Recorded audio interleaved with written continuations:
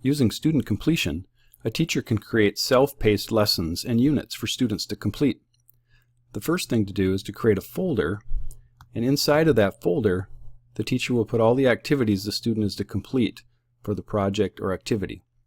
Now notice you can even put a folder within a folder. The next step is to turn on the student completion.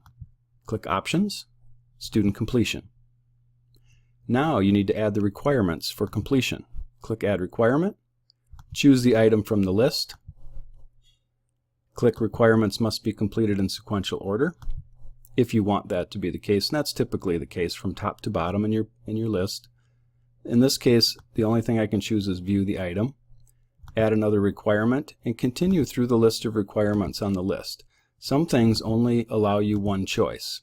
So if it's a website or a link, you probably can only do one. Now this next one is a folder. When I click on Grammar Lesson Folder, the only thing I can do there is complete. Now the student would need to complete everything within that folder before they could move on. And you continue on. Some of the more common ones, like tests or quizzes, you would choose either to view the item, make a submission to the test or just try it, or complete a certain score. Most commonly, teachers would ask a student to achieve a certain score before they would move on. For assignments and discussions, they could either be completion, posting a response, viewing it, or to score again if indeed that activity is scored. And the same would go for an assignment. If you choose to remove one of the criteria, simply click the X.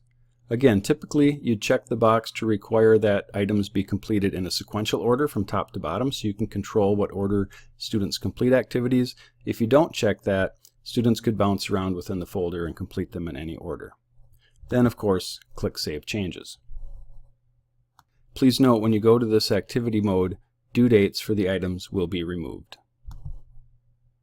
Once your criteria are in place, you will see the checkbox that says they must view the item, must complete whatever the criteria is that you have set. Notice the ones I did not set criteria for would not need to be completed to complete this folder.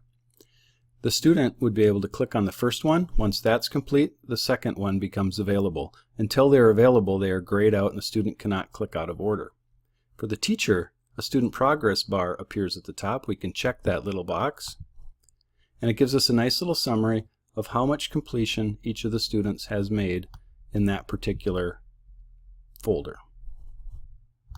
If you choose to turn off the student completion, simply click Options and Student Completion again, and then you will need to go through and remove all of the criteria for completing that folder.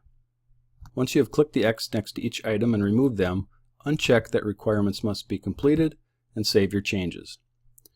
Then the student completion option will be removed from this folder.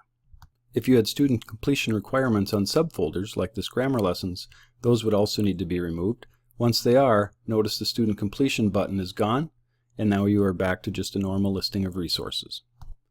This is a great way to create student-centered instruction and to differentiate the pacing at which students move through the content.